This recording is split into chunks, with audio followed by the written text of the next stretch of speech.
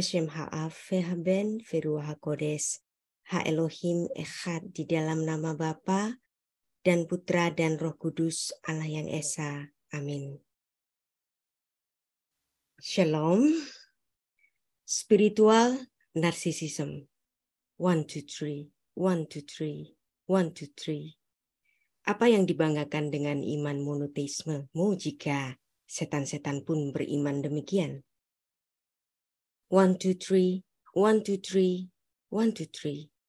Setan-setan pun percaya bahwa Yesus Kristus adalah yang kudus dari Allah, the Holy One of God.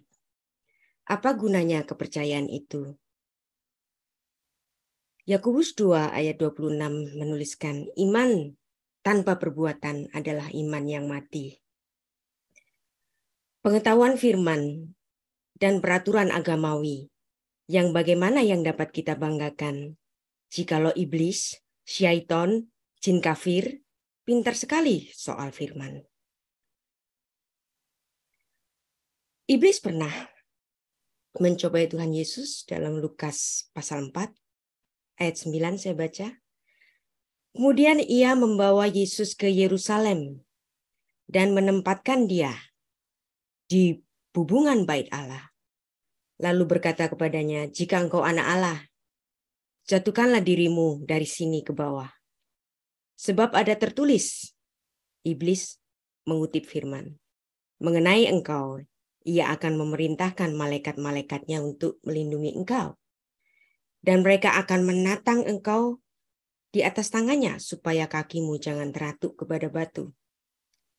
Anda lihat, iblis, syaiton, jin kafir, hafal firman. Dan dia mengutip Mazmur 91 ayat 11-12. Keren kan? Iblis, roh-roh jahat, setan, jin kafir, syaiton, mereka mengenal Yesus Kristus sebagai Hakados, Sang Kudus, sehingga mereka menyembah dan gemetar di hadapan Tuhan Yesus. Mereka tahu bahwa Yesus Kristus itu kudus. Ini pernah terjadi ketika Tuhan Yesus mengajar di rumah ibadah, di mana ada orang yang dirasuki setan. Iblis itu berteriak dan terpaksa harus mengakui jati diri Tuhan Yesus bahwa dia adalah yang kudus dari Allah. Lukas 4 ayat 33-36. Di dalam rumah ibadat itu ada seorang yang kerasukan setan dan ia berteriak dengan suara keras. Hai engkau, Yesus orang Nazaret, apa urusanmu dengan kami? Engkau datang hendak membinasakan kami? Aku tahu siapa engkau, yang kudus dari Allah. Tapi Tuhan Yesus menghardiknya. Katanya, diam, keluarlah daripadanya. Dan setan itu pun menghempaskan orang itu ke tengah-tengah orang banyak. Lalu ia keluar daripadanya dan sama sekali tidak menyakitinya. Dan semua orang takjub. Lalu berkata seorang kepada yang lain, alangkah hebatnya perkataan ini. Sebab dengan penuh wibawa dan kuasa, ia memberikan perintah kepada roh-roh jahat dan mereka pun keluar. Lukas 4 ayat 34 tadi, kita membaca iblis, jin kafir, syaiton mengakui bahwa Yesus Kristus bergelar yang kudus atau bahasa Ibrani-nya adalah Hakados. Dalam buku-buku komentari orang-orang Yahudi, mereka menyebut Allah Sang Pencipta itu sebagai Allah yang Maha Kudus, Hakados Baruch-Hu.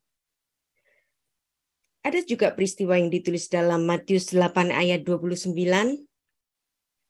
Dan mereka itu pun berteriak. Katanya, apa urusanmu dengan kami? Hai anak kala, adakah engkau kemari untuk menyiksa kami sebelum waktunya? Anda lihat di sini, dimanapun pengakuan pihak yang paling musuh, itulah yang tak bisa ditolak oleh mitra dan sekondannya. Juga yang ditulis dalam Markus 3 ayat 11. Bila mana roh-roh jahat melihat dia, mereka jatuh tersungkur di hadapannya dengan berteriak, "Engkaulah anak Allah." Jadi iblis, roh jahat, syaiton, jin kafir mengenal Yesus adalah Hakados, the Holy One. Mengapa mereka tahu? Karena iblis adalah golongan malaikat, tapi dia jatuh oleh karena ketidaktaatan mereka.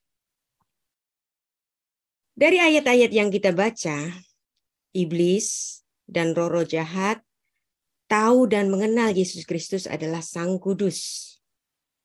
Dan Hakados Baruch-Hu adalah sebutan bagi Allah sendiri.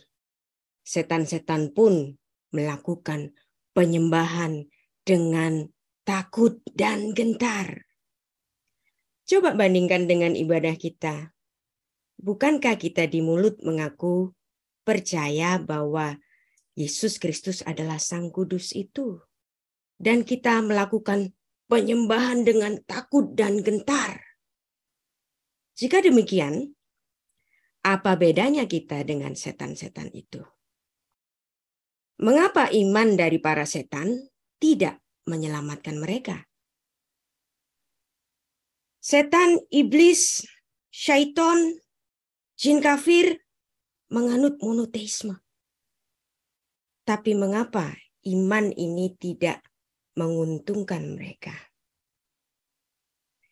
Dikatakan dalam Yakobus 2 ayat 19 bahwa mereka percaya hanya ada satu Allah. Kita baca ayatnya ya.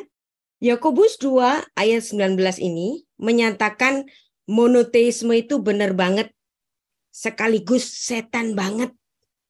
Kita baca ayatnya. Engkau percaya. Percaya dalam bahasa asli Yunani, pistivo, bahwa hanya ada satu Allah saja. Itu baik. Tapi setan-setan pun juga percaya akan hal itu dan mereka gentar. Yakobus 2 ayat 19 ini harus dibaca oleh Daniel Mananta. Ketika ia memberitahu saudara-saudaranya tentang jin kafir pada patung-patung dan salib. Bahwa jin kafirnya dan syaitonnya sendiri pun menganut monoteisme.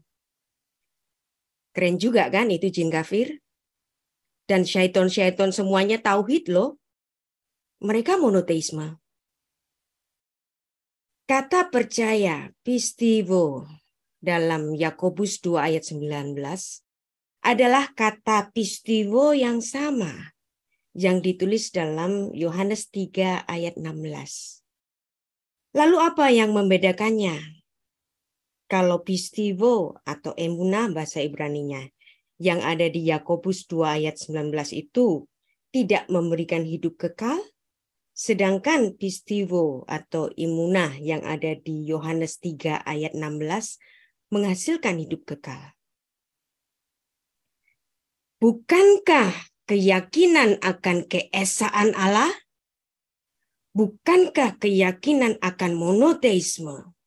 Bukankah keyakinan akan tauhid merupakan butir yang paling menentukan di dalam pengakuan imannya orang Yahudi, orang Kristen, maupun Islam? Dan Rasul Yakobus mengatakan bahwa kepercayaan pistivo semacam itu baik.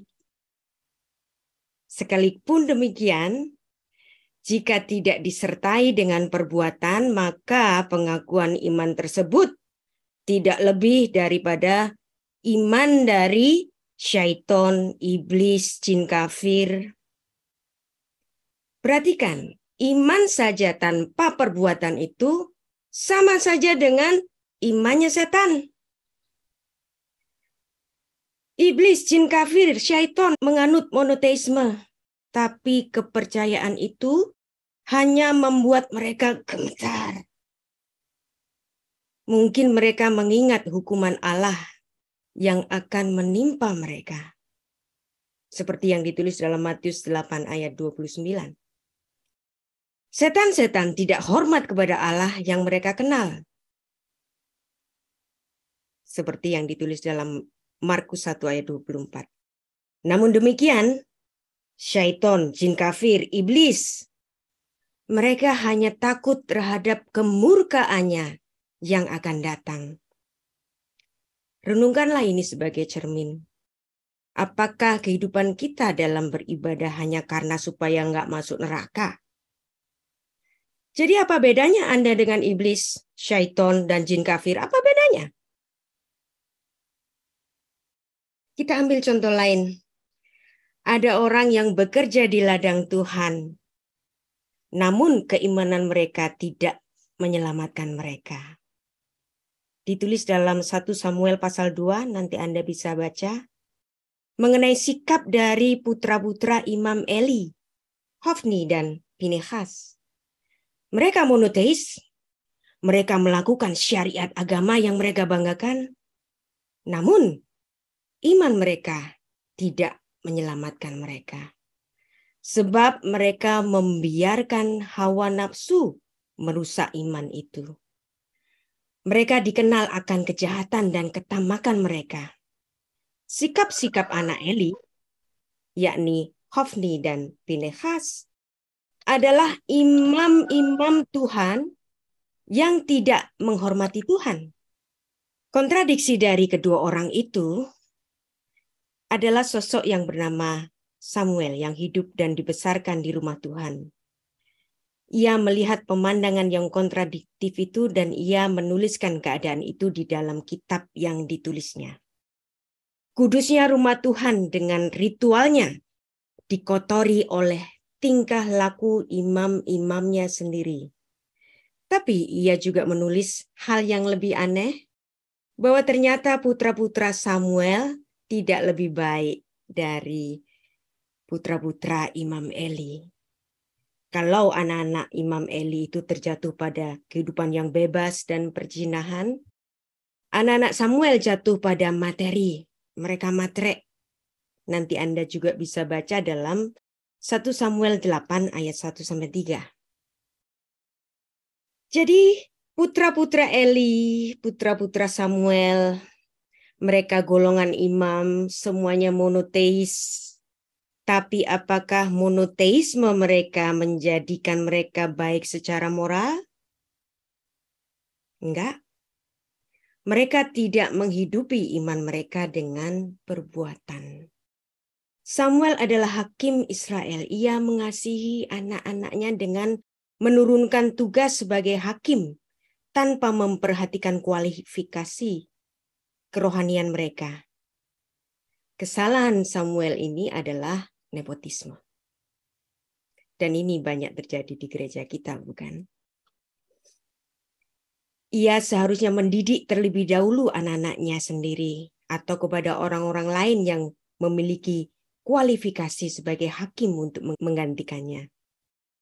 Tapi ia membiarkan anak-anaknya yang mengejar keuntungan sebagai hakim.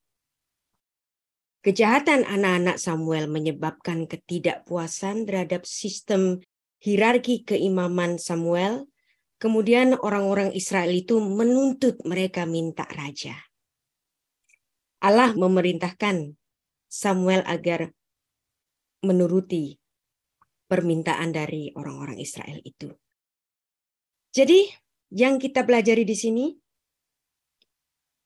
ada contoh-contoh orang yang bekerja di ladang Tuhan, namun toh kehidupan mereka menyimpang. Berapa banyak gereja-gereja hari ini diturunkan dari kepemilikan keluarga, penggembalaan gereja dengan suksesi bapak, anak, mantu. Lah terus masa anak pendeta nggak boleh jadi pendeta? Tentu saja boleh. Tapi bagaimanapun mereka harus dipersiapkan dahulu sebagai pelayan Tuhan yang benar-benar melayani. Jangan melakukan suksesi pelayanan tanpa mempersiapkan moral spiritual seperti yang dilakukan oleh Imam Eli maupun Samuel. Putra-putra mereka yang melayani oleh karena garis suksesi keluarga justru melakukan kejahatan dan kelaliman dalam pelayanan mereka. Iman tanpa perbuatan adalah mati. Sikap percaya seperti para setan ini dikritik oleh Rasul Yakobus dalam Yakobus 2 ayat 19. Kepada orang-orang percaya tapi mereka tidak melakukan tindakan nyata dari iman itu.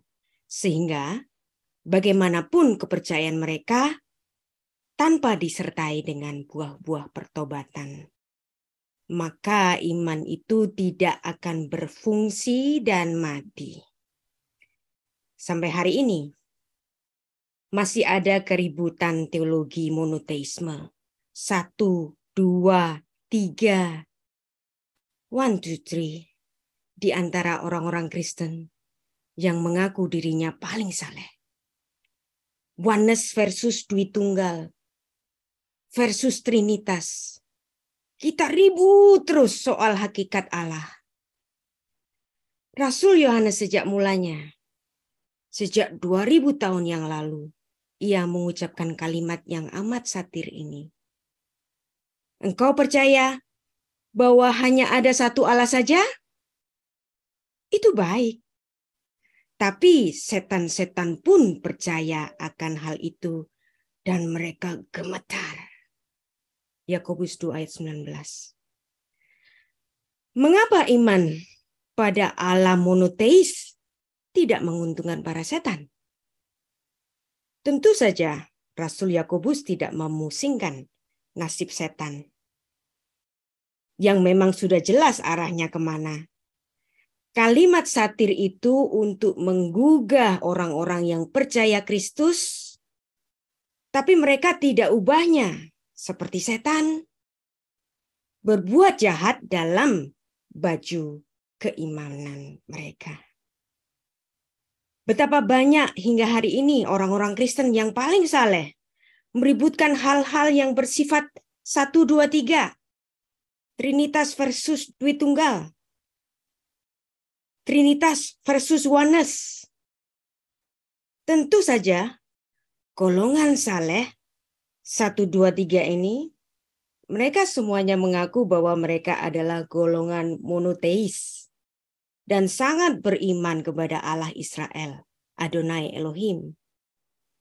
Dan urusan 1, 2, 3 masih terus mewarnai perdebatan teologis sampai hari ini, dan mereka saling menyesatkan satu sama lain.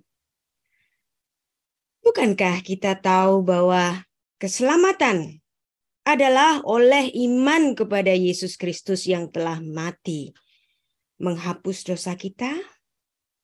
Tapi berapa banyak orang-orang Kristen sampai hari ini terus menerus ada di dalam perdebatan doktrinal antara yang Trinitas dan Oneness yang mereka sebut sebagai Sabellianisme. Pelabelan bidat semacam ini menimbulkan segregasi dan konflik kesombongan rohani. Perdebatan doktrinal, perdebatan teologis, adu debat sebenarnya hanya melahirkan spiritual narcissism, kesombongan rohani. Sikap ini menyedihkan sekali jika harus diungkapkan. Tapi faktanya, tidak semua orang Kristen benar-benar mengikut Kristus. Banyak di antaranya justru hanya sekedar mengejar agenda-agenda pribadi mereka untuk ketenaran, untuk materi, atau pengaruh-pengaruh yang lain. Seorang yang sombong rohani menggunakan firman Tuhan untuk membangun dirinya sendiri dengan cara menjatuhkan orang lain, melabeli orang bidat. Jika dibiarkan, tindakan itu akan menimbulkan dampak buruk bagi gereja Tuhan dan juga orang yang belum percaya Kristus. Sementara Alkitab mengajarkan kepada kita untuk tidak mencari kemuliaan diri sendiri, seperti yang ditulis dalam Amsal 27 ayat 1-2. Janganlah memuji diri karena esok hari, karena engkau tidak tahu apa yang terjadi pada hari itu. Biarlah orang lain memuji engkau dan bukan mulutmu, orang yang tidak kau kenal dan bukan dari bibirmu sendiri.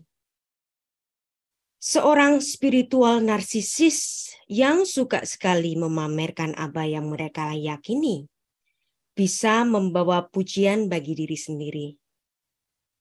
Trinitas versi saya yang paling betul. Trinitas kamu salah. Kamu nggak paham Trinitas. Kamu beda.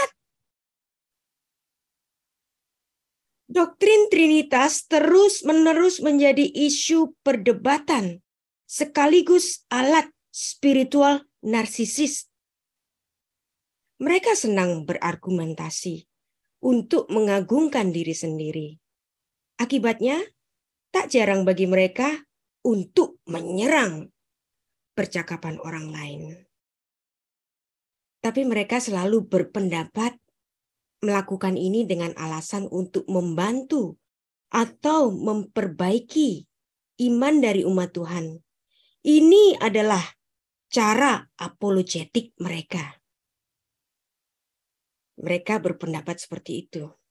Tapi Alkitab memperingatkan bahwa orang-orang yang demikian menciptakan perpecahan di antara orang-orang percaya dan mereka hanya ingin mencapai keinginan hatinya. Roma 16 ayat 17-18. Rasul Paulus menuliskan, tetapi aku menasihatkan kamu, saudara-saudara, supaya kamu waspada terhadap mereka yang bertentangan dengan pengajaran yang telah kamu terima, menimbulkan pepercahan dan godaan. Sebab itu, hindarilah mereka. Sebab orang-orang demikian tidak melayani Kristus. Mereka tidak melayani Tuhan kita, tetapi melayani perut mereka sendiri. Dan dengan kata-kata mereka yang muluk-muluk dan bahasa mereka yang manis, mereka menipu orang yang tulus hatinya. Terhadap orang-orang yang spiritual narsisis, Kitab Mazmur berkata demikian. Mazmur 36 ayat 2-5. Dosa bertutur di lubuk hati orang fasik. Rasa takut kepada Allah tidak ada pada orang itu. Sebab ia membujuk dirinya sendiri sampai orang mendapati kesalahannya dan membencinya. Perkataan dari mulutnya ialah kejahatan dan tipu daya. Ia berhenti berlaku bijaksana dan berbuat baik. Kejahatan dirancangkannya di tempat tidurnya. Ia menempatkan dirinya di jalan yang tidak baik. Apa yang jahat tidak ditolaknya. Percaya kepada Allah yang Esa itu baik. Shema, Ulangan 6 ayat 4. Adalah syahadat orang Yahudi, juga syahadat orang Kristen yang mengakui Allah yang Esa. Pengakuan iman ini tidaklah buruk atau salah. Namun Rasul Yakobus tadi mengutip pengakuan ini di sini untuk menunjukkan bahwa percaya pada monoteisme saja tidak cukup. Mengakui bahwa hanya ada satu Allah tanpa membiarkan keimanan itu mempengaruhi kehidupan dan perilaku dari kita. Itu tidak cukup. Perlu diperhatikan bahwa dalam Yakobus 2 ayat 19 tadi, perkataan kamu percaya pada Allah yang Esa, itu baik. Di sini Rasul Yakobus sangat menyindir orang-orang yang saleh di mulutnya, yang mengaku bahwa Allah itu Esa, tapi mereka tidak membiarkan keimanan itu mengubah perilaku mereka. Jadi di sini ada yang lebih krusial dari sekedar percaya pada Allah yang esa. Debat doktrinal teologis yang berkepanjangan, pengakuan iman monoteis tidak akan berarti apa-apa jikalau kehidupannya penuh dengan kebencian dan dosa dan kesombongan. Inilah keyakinan Yakobus dan salah satu pokok pikiran utama dalam suratnya. Kita baca Yakobus 2 ayat 20. Hai manusia yang bebal, maukah engkau mengakui sekarang bahwa iman tanpa perbuatan adalah iman yang kosong? Dalam terjemahan BIS menarik sekali. Saya bacakan. Kalian bodoh sekali. Apakah perlu dibuktikan kepadamu bahwa tidak ada gunanya memiliki iman tanpa perbuatan? Terjemahan BIS, Bahasa Indonesia Sehari-hari, ini tampaknya mengena sekali. Manusia dibenarkan oleh karena perbuatan-perbuatannya dan bukan hanya iman di mulut. Yakobus menegaskannya kembali pada ayat 26. Sebab seperti tubuh tanpa roh adalah mati, demikian jugalah iman tanpa perbuatan adalah mati. Yakobus membandingkan iman tanpa perbuatan sama dengan tubuh tanpa roh. Menarik sekali bahwa dalam kalimat ini iman disejajarkan dengan tubuh dan perbuatan-perbuatan disejajarkan dengan roh. Jadi pengertiannya demikian. Tubuh akan mati kalau tanpa nafas, tanpa roh. Atau seperti tubuh yang mati jika tidak ada nafas di dalamnya. Dan setiap orang yang tidak bernafas adalah mati. Nah, seperti tubuh yang mati, jika tidak ada nafas di dalamnya, jika orang tidak melakukan perbuatan-perbuatan baik, iman orang itu tidak berguna. Cerminan iman dalam perilaku sehari-hari sebagai orang Kristen yang memikul hukum Kristus, yaitu hukum kasih, adalah sangat penting. Jika ada saudara kita yang menyimpang soal kepercayaan ini, marilah kita bicara baik-baik. Untuk apa tauhid? Untuk apa monoteism yang kalian banggakan? Kalau itu hanya sebagai alat untuk mengafir-ngafirkan sesama. Kamu boleh bangga nggak punya patung. Kamu bangga kamu nggak menyimpan tanda salib. Tapi apa lantas kamu entitled untuk mengafir-ngafirkan sesama? Untuk apa doktrin Trinitas yang kamu banggakan? Jika hal itu hanya sebagai spiritual narsisis, untuk apa doktrin keselamatan yang kamu banggakan? Jika itu hanya sebagai alat spiritual narsisism, iblis sedang mempermainkan kalian dengan isu agama ini. Dan lagi, iman itu berproses dalam diri orang masing-masing. Kalau saudara kita masih pemahaman tentang keimanannya itu kurang, biarlah kita akan membimbing bersama-sama karena iman itu berproses. Alkitab memiliki banyak sekali hal untuk dikupas. Mulai dari sejarah, sastra, pengajaran yang dipraktekkan. Semuanya dapat kita jadikan sarana bagi kita untuk melakukan Kiddush Hashem, menguduskan nama Kristus, mengenal namanya yang kudus, dan menjadi kudus dalam tutur dan laku. Janganlah kita berjalan di tempat mempersoalkan yang itu-itu saja. 1, 2, 3, oneness, Dwitunggal, Trinitas. Sesungguhnya masih banyak hal yang dapat kita kupas.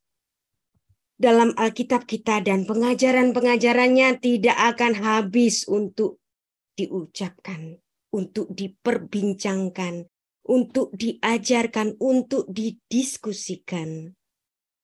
Apa sih yang membuatmu bangga dengan doktrin-doktrin supermu itu? Dengan doktrin trinitasmu itu? Dengan tauhidmu?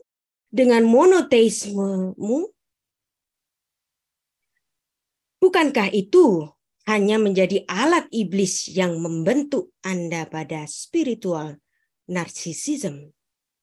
Ingat, monoteisme itu benar banget, tapi sekaligus setan banget. Cara terbaik bagi orang-orang Kristen untuk menghindari dari kebiasaan menyombongkan rohani adalah mengikuti teladan yang ditulis dalam Mika 6 ayat 8. Hidup dengan adil, mencintai kesetiaan, dan hidup dengan rendah hati di hadapan Tuhan. Mika 6 ayat 8 kita baca. Hai manusia, telah diberitahukan kepadamu apa yang baik, dan apakah yang dituntut Tuhan daripadamu? Selain berlaku adil, mencintai kesetiaan, dan hidup dengan rendah hati di hadapan Allahmu. Dengan ayat ini, mari kita bersama-sama untuk berusaha tidak jatuh dalam spiritual narcissism dan bersama-sama untuk rendah hati di hadapan Allah. Shalom. Kita berdoa. Bapa Surgawi, terima kasih untuk teguranmu atas kesombongan kami. Kami tahu Tuhan, kami pun pernah melakukan ini. Ajari kami hari demi hari untuk senantiasa dapat dibangun terus-menerus untuk dapat Engkau sempurnakan ya Bapa. Beshem ha'af ve'haben ve'ruah hakodes ha Elohim Echad. Di dalam nama Bapa dan Putra dan Roh Kudus, Allah yang Esa. Amin.